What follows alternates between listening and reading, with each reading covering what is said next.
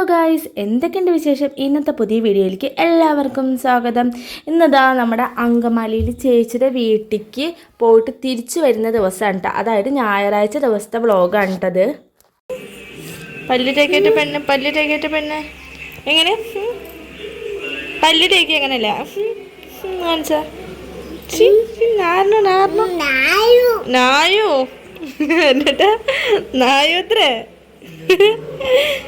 നാറിന് പെണ്ണിനെ പല്ല് തേച്ചിട്ടില്ല, ചാച്ചി കുച്ചിട്ടില്ല. ഇങ്ങനെ പയ്യെ പാപ്പ് കഴിച്ചു. ഇതാര ചുണ്ടുമ്പോ എങ്ങനെ വാവ് വന്നേ?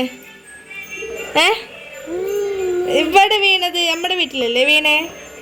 ഇവിടെ വീണേ? ഓമ്പോ ചേച്ചി പെണ്ണിന്റെ ഒപ്പം ഇരുന്ന് വീണു. വീണു പൊന്നാ. നോക്കട്ടെ ചുണ്ട് കാണിച്ചെടുത്താ. എവിടെ ചുണ്ട്? ഒമ്പോ എവിടെ നോക്കട്ടെ.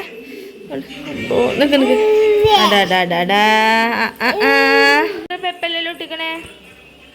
ഇതാരെ പെപ്പ? ചേച്ചിയുടെ പെപ്പല്ലേ? എൻ്റെ അല്ല ചേച്ചിയുടെ. ഞാനു എവിടെ? നാനിയോ എവിടേക്ക് പോയി? ചാച്ചി ഒന്നും ചോദിച്ചിട്ടില്ല. വെള്ളിയാഴ്ച ഒരു ഈവനിങ് പോയിട്ട് ഞായറാഴ്ച വൈകുന്നേരത്തോടു കൂടി തിരിച്ചു വരികയാണ് ചെയ്തത്. ഈ ഒരു 2 ദിവസം എന്തായാലും ഒരു പ്രത്യേക നല്ലൊരു വൈബ് തന്നെയായിരുന്നു. നന്നായിട്ട് അടിച്ചു പൊളിച്ചുവിട്ടു ഞങ്ങളവിടെ.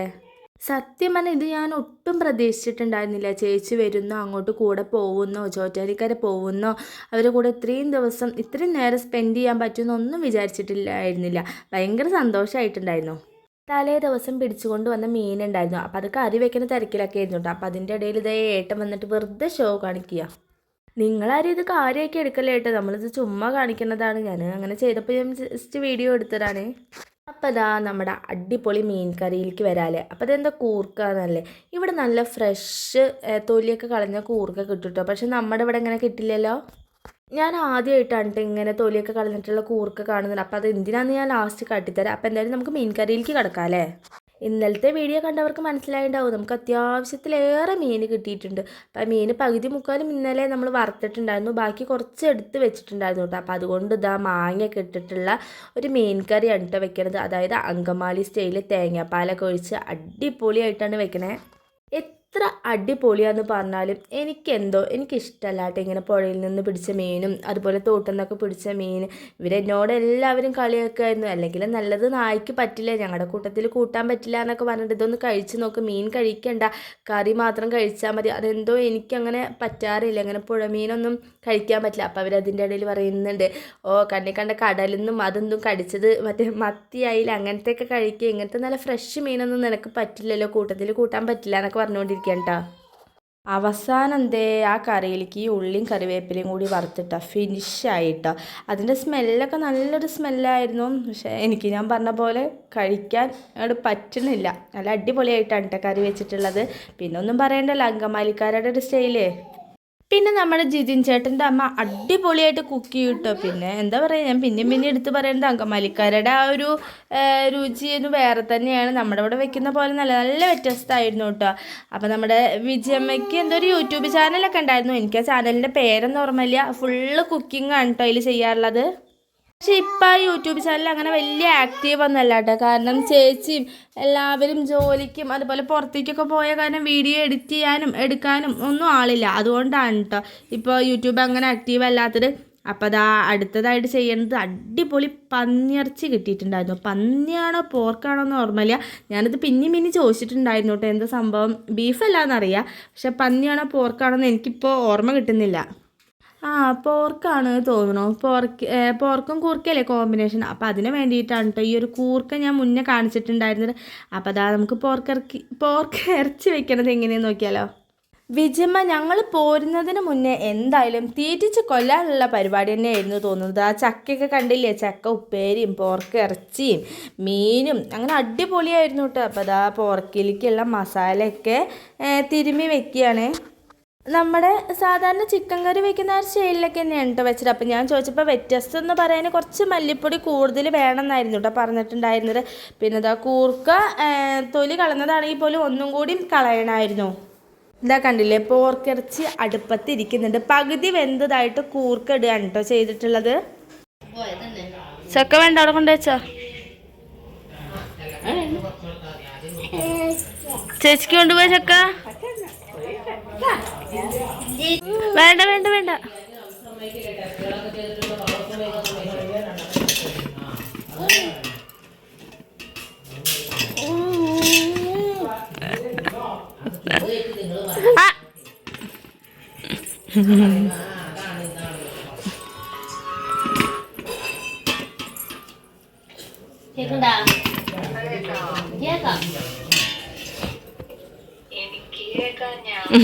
എടുത്തിട്ടേ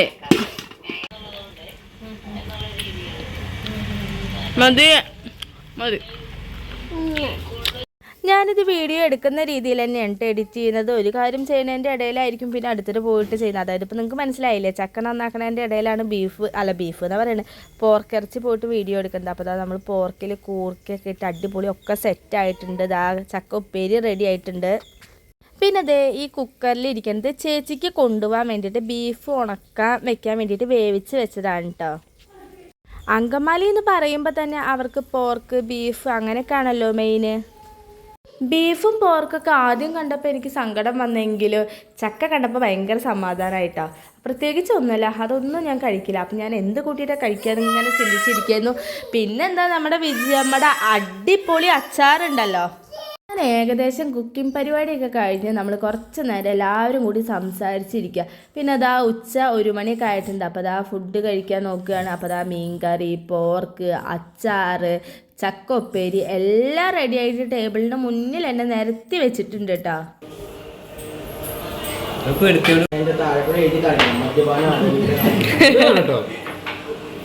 നിങ്ങൾ കുടിക്കുകയും ചെയ്യുക, എന്നിട്ട് താഴെ കൂടെ എഴുതി കാണിക്കുകയും ചെയ്യാല്ലേ.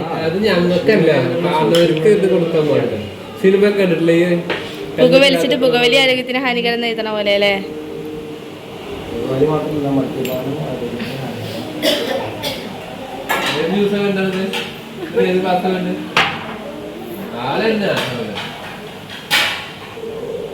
കിട്ടിയത്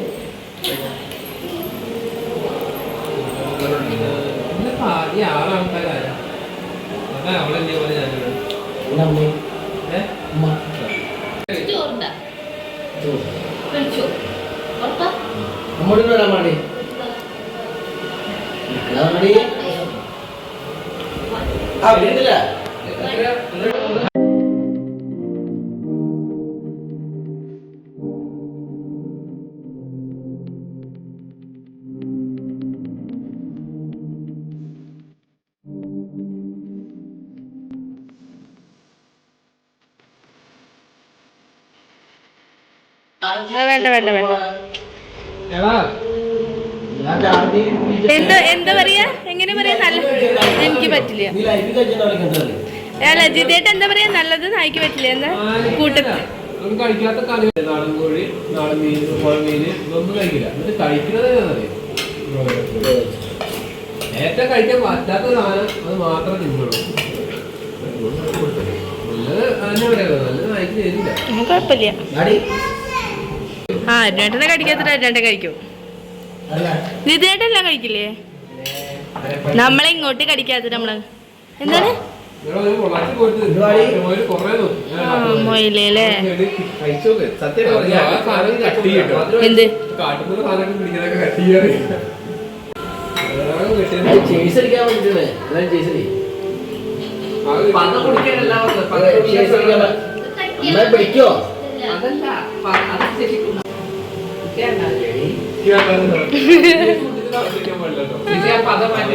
ഇതിലിപ്പോ ഞാൻ മാത്രല്ലല്ലോ ഡീസന്റ്.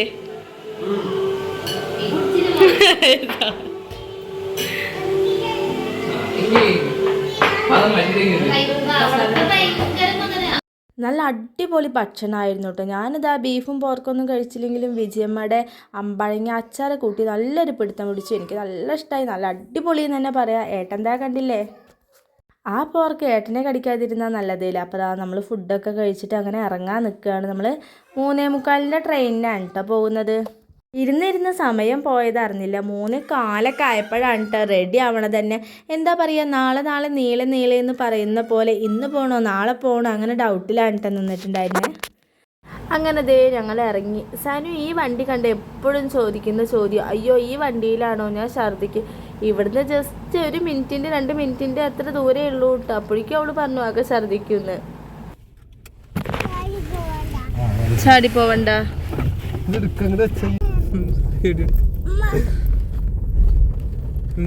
കറക്റ്റ് ടൈമിൽ തന്നെയാണ് നമ്മൾ അവിടെ എത്തിയിട്ടുള്ളത്. റെയിൽവേ സ്റ്റേഷനിൽ. ഇവിടുത്തെ റെയിൽവേ സ്റ്റേഷൻ്റെ പേര് കറുകുറ്റിയാണ്. അപ്പോൾ ഇവിടുന്ന് കുറച്ചും കൂടി ദൂരം ഉണ്ട് തോന്നുന്നു അങ്കമാലിയിലേക്ക്. എനിക്ക് കറക്റ്റ് സ്പോട്ട് അറിയില്ല. അപ്പോൾ അതാ ഞങ്ങളിവിടെ എത്തിയിട്ട് ഒരു 10-15 മിനിറ്റ് കഴിഞ്ഞിട്ടാണ് കേട്ടോ ട്രെയിൻ വന്നത്. ട്രെയിൻ അവിടെ അങ്കമാലിയിൽ പിടിച്ചിട്ടിട്ടുണ്ടായിരുന്നു. ധ്രുവക്കുട്ടിയും കൂടെ വന്നിട്ടുണ്ടായിരുന്നു കേട്ടോ. ഇവർക്ക് 2 പേർക്കും പോരാനൊന്നും ഒരു മനസ്സുമില്ല. കുഞ്ഞാറ്റിക്കായാലും സനുവിനായും ഇവരുടെ കൂടെ കളിക്കുമ്പോഴും അവൾക്ക് പോരണമെന്നേ ഉണ്ടായിരുന്നില്ലേ. ഞാൻ ഇല്ല എന്നൊക്കെ കേട്ടോ പറഞ്ഞിട്ടുണ്ടായിരുന്നു.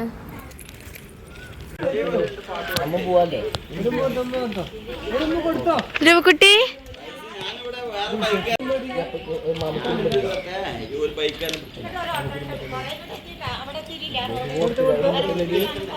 അങ്ങനെ ട്രെയിൻ മിസ്സാവുക എന്നുള്ളതിൽ ഓടിപ്പാഞ്ഞ ധൃതിയിൽ വന്നിട്ട് 10 മിനിറ്റ് അല്ല 20 മിനിറ്റ് തന്നെ ഇരിക്കേണ്ടി വന്നിട്ടുണ്ടായിരുന്നു. അവസാനം ട്രെയിനിൽ കയറിയപ്പോൾ നിന്ന് തിരിയാൻ സ്ഥലമില്ലാത്ത പോലെയായിരുന്നു. അമ്മ അതിന് തിരക്കുണ്ടായിരുന്നു കേട്ടോ.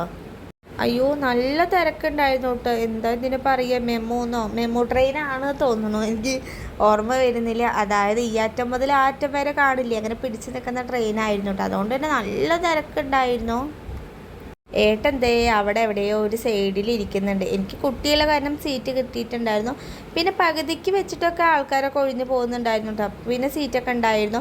പിന്നെ ഞങ്ങൾ ട്രെയിനിൽ നിന്ന് കടലയൊക്കെ വാങ്ങിച്ചു. ഇത് നമ്മുടെ സബ്സ്ക്രൈബറാണ് കേട്ടോ. ഇവർ 4 പേരും. ഇവർ ഒറ്റപ്പാലം കോളേജിൽ പഠിക്കുന്നവരാണ് കേട്ടോ. അപ്പോൾ അവിടെ ഹോസ്റ്റലിലാണ് ഇവർ താമസിക്കുന്നത്. നല്ല കമ്പനി ആയിട്ട് നമ്മുടെ കുഞ്ഞാറ്റയോടൊക്കെ സംസാരിച്ച സനിയൊക്കെ ആയിട്ട് നല്ല കൂട്ടായിട്ടുണ്ടായിരുന്നു. ഈ വണ്ടി ഷൊർണൂർക്ക് പോകുന്നുണ്ടായിരുന്നില്ലേ. ഞങ്ങൾ വെട്ടിക്കാട്ടിൽ വള്ളത്തോൾ നഗറിലാണ് കേട്ടോ ഇറങ്ങിയിട്ടുണ്ടായിരുന്നത്. അപ്പോൾ അവിടെ ഇറങ്ങുമ്പോൾ അവർ താറ്റൊക്കെ തന്ന് ബബായ് പറഞ്ഞിട്ടാണ് കേട്ടോ പോയിന്ന്.